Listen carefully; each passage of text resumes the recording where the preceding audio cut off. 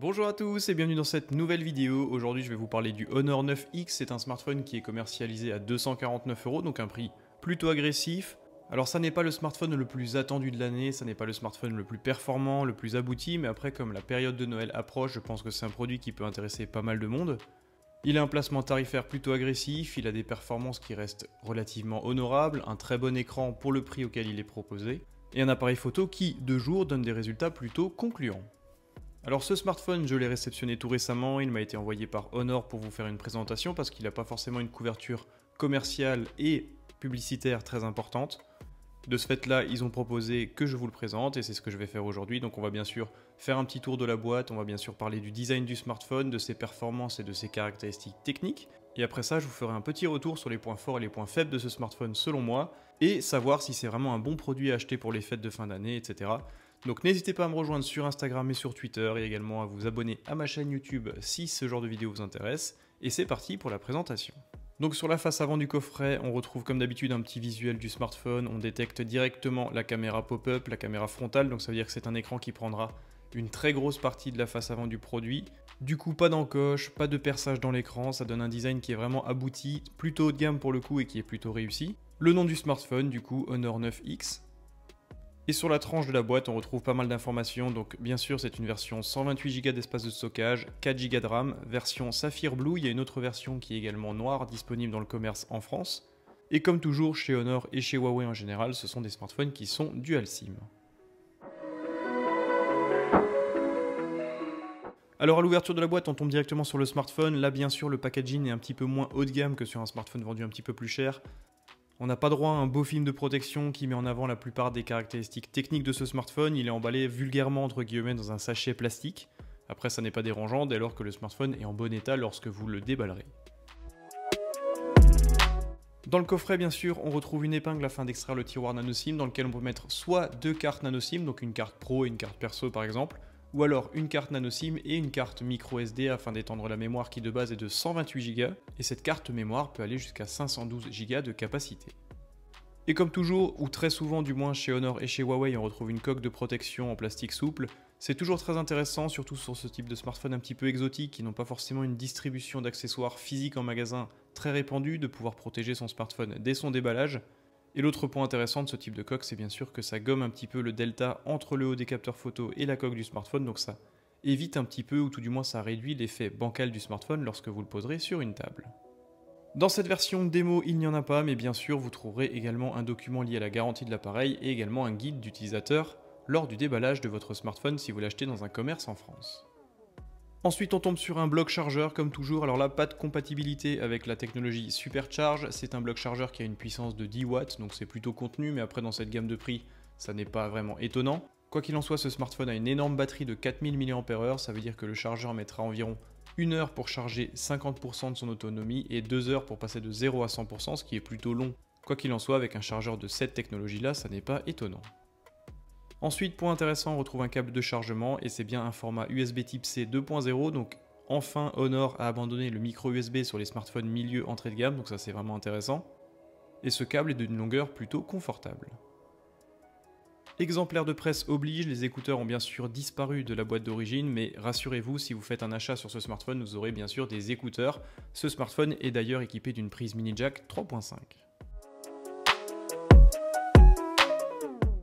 Et on se retrouve donc devant ce smartphone qui est plutôt beau pour le coup. Pour un smartphone vendu à moins de 250 €, les finitions et les matériaux utilisés sont plutôt agréables à l'œil. La finition est vraiment excellente, on a vraiment un assemblage qui est sérieux. Le dos bénéficie d'un traitement assez sympa, comme ça un effet un petit peu irisé, graphique, qui reprend finalement l'appellation X du smartphone. Donc c'est vraiment du plus bel effet, c'est un petit peu plus discret sur la version noire, mais sur cette version bleue, c'est plutôt sympa et assez original.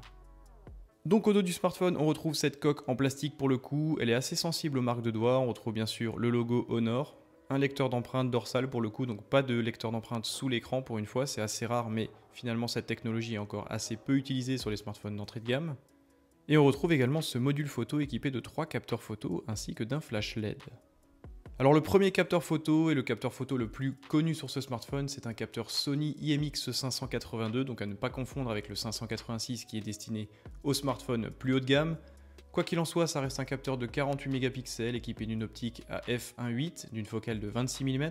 Point intéressant, technologie de pixel binding, ça veut dire que la photographie sera composée de pixels 4 fois plus gros. Donc cela va générer une photographie de 12 mégapixels mais avec des photosites 4 fois plus grands pour capter plus de lumière, donc moins de montée en ISO, moins de bruit sur la photo, ce qui est censé donner une photo un petit peu plus éclatante et beaucoup plus précise.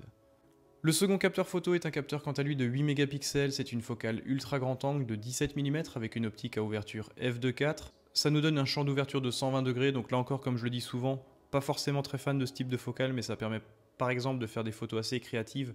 Si vous avez par exemple pas le recul nécessaire pour prendre un monument, pour prendre un groupe d'amis, donc ça dépanne très souvent. Après bien sûr ça déforme énormément les perspectives et je ne suis pas vraiment fan de ce type de rendu.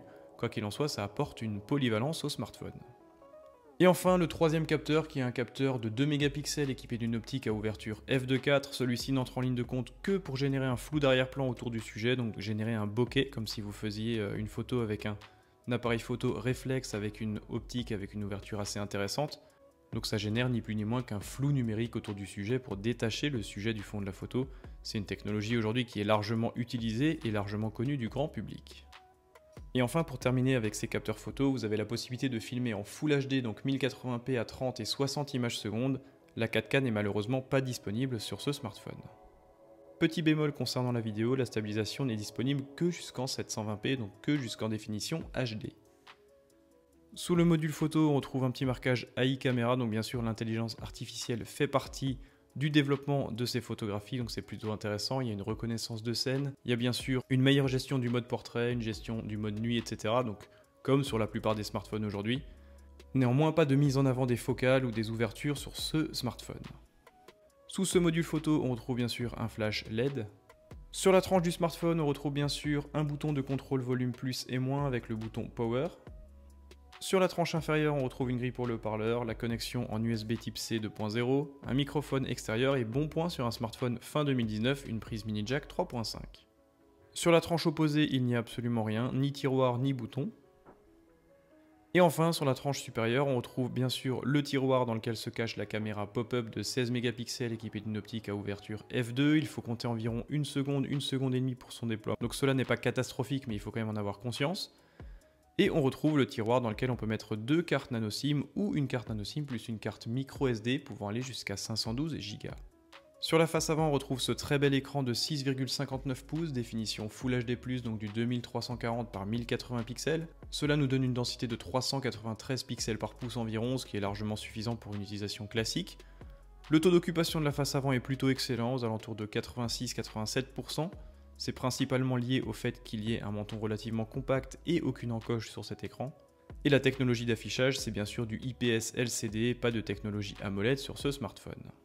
Pour ce qui est des performances, ça n'est pas non plus extraordinaire. Ce smartphone est équipé d'un processeur Kirin 710 dans sa version F, 4 Go de RAM, 128 Go d'espace de stockage, un GPU Mali G51 en version MP4 et bien sûr il est compatible avec la technologie GPU Turbo 3.0 pour apporter un petit peu de fluidité et de performance lors de l'utilisation massive du GPU, pour augmenter un petit peu le nombre d'images par seconde, pour être un petit peu plus solide lors des jeux vidéo. Quoi qu'il en soit, n'attendez pas des merveilles de ce smartphone lors d'utilisation assez intensive. Pour ce qui est de l'autonomie, celle-ci est vraiment excellente, 4000 mAh, malgré l'absence d'un écran AMOLED, ce smartphone tient facilement 2 jours en utilisation normale. Le chargeur de 10 watts permet de passer de 0 à 100% en 2 heures environ, ce qui est dans la moyenne classique des smartphones vendus à ce prix-là. Donc si vous cherchez un smartphone endurant, le Honor 9X est clairement fait pour vous. Pour ce qui est des autres caractéristiques techniques de base, ce smartphone tourne actuellement sur Android 9.0 avec la surcouche EMUI en 9.1.0. Rassurez-vous, la migration vers Android 10 et vers EMUI 10 arrivera aux alentours de mi-décembre. Il a été clairement listé et annoncé dans la liste des smartphones compatibles. En termes de technologie de connexion, vous avez droit à du Bluetooth en 4.2, donc pas de Bluetooth en version 5.0 sur ce smartphone. Dual SIM, je vous en ai parlé, possibilité de mettre une carte micro SD si vous en avez envie, sachant qu'il y a déjà d'origine 115 Go d'espace disponible une fois que le premier démarrage est passé. Connexion USB type C, mini jack 3.5, donc ça c'est plutôt intéressant, ça apporte quand même une polyvalence au smartphone.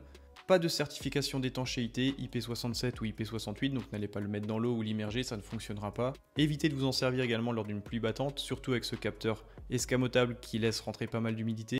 Pas de module NFC, pas de possibilité de filmer en 4K et c'est un smartphone qui, de par ses dimensions, pèse plus de 195 grammes. Donc c'est un smartphone qui, en plus d'être très grand, est plutôt massif et plutôt lourd en utilisation.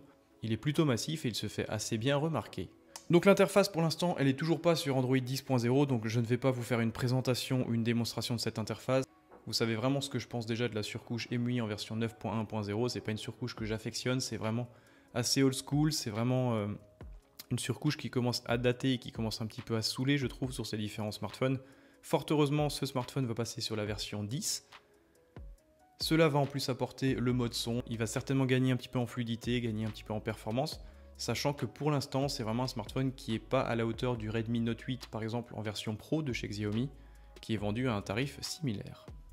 Simplement pour vous présenter la partie photo et notamment ce capteur escamotable, donc celui-ci se cache juste ici, c'est je le rappelle un capteur de 16 mégapixels équipé d'une optique à ouverture f2, donc avec des résultats pas forcément extraordinaires, d'ailleurs la partie photo mis à part le capteur principal n'est pas le point fort du smartphone, même si en plein jour il donne des résultats relativement acceptables, notamment avec son capteur Sony IMX582. Et comme je l'ai dit, vous pouvez prendre une photo soit en 48 mégapixels, mais avec un risque d'une montée en ISO assez dégueulasse, ou alors rester en 12 mégapixels en utilisant la technologie de pixel binding pour avoir des photos un petit peu moins dégradées.